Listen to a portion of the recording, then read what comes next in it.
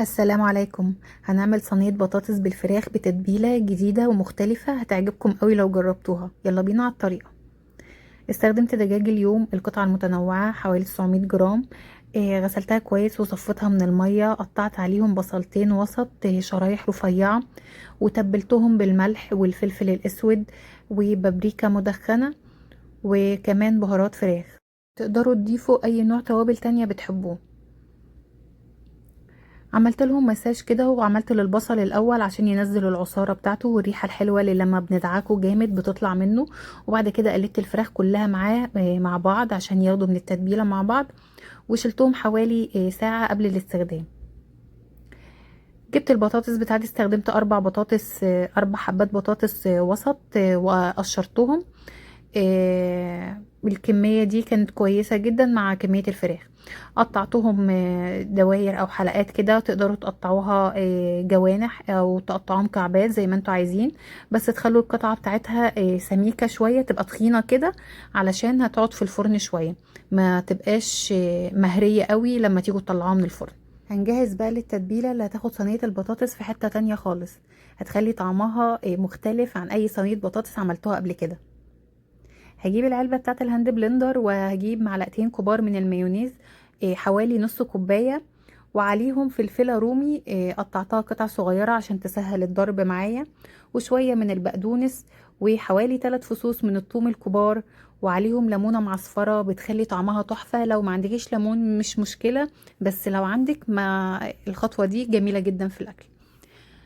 هضربهم كده شوية مع بعض، وهزودهم شوية مية عشان اسهل على الهاند بلندر الضرب. مش محتاجة دي اي توابل خالص، الليمون اصلا مدي طعم للتوابل، والمايونيز لوحده اصلا يعني برضو مملح، فمش محتاجين فيها لا ملح ولا اي حاجة، هي طعمها كده مظبوط. خلاص بقى جاهزة معايا، هجيب الصينية وارص فيها البطاطس بتاعتي. تقدروا طبعا يعني لو عايزين تضيفوا شرايح طماطم او شرايح فلفل زي صينية البطاطس العادية، بس هي كده لوحدها تمام قوي.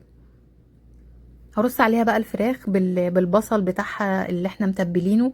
هنزل كله، بس مش هقلب الطبق عليها مرة واحدة علشان المية اللي بتبقى نازلة من التتبيلة انا مش عايزاها. وكمان الوصفة دي تنفع حلوة قوي للدايت، لان مفيش فيها لا زيوت ولا دهون ولا اي حاجة. يعني كمان مناسبة للي بيعمل دايت، بس نستخدم بدل المايونيز العادي نستخدم مايونيز لايت. بس احط بقى على الوش الخليط اللي احنا عملناه، هوزعه كده بحيث ان هو يبقى جاي على كل الفراخ، وهظبطه كده بالمعلقة بحيث ان هو ايه، نغطي الوش كله. هولع الفرن على درجة حرارة 180، يكون ساخن من قبلها بشوية. وهغطيها بورق فويل، وفوقيه ورق زبدة، وفوقيه ورق فويل عشان تبقى مقفولة كويس. وادخلها الفرن بقى، هتقعد في الفرن حوالي ساعة بالظبط، يعني اخدت معايا ساعة الا 5 دقايق. طبعا على حسب الكمية وحجم الصينية اللي عاملينها، او كمية البطاطس وكده. وبعد الساعة بقت جاهزة معايا، فشلت ورق الزبدة والفويل من عليها، وولعت عليها الشواية شوية تاخد لون. ريحتها تجنن، منزلة صوص طعمه تحفة، وطبعا من غير اي مادة دهنية. اكتفينا من الدهون بس اللي بتنزل من الفراخ. جنبها رز بقى وسلطة تجنن. جربوها، انا متأكدة جدا انها تعجبكم. البطاطس دايبة دوب، مش مستحملة حد يلمسها. والفراخ برضو مستوية من جوه كويس، ودايبة هي كمان.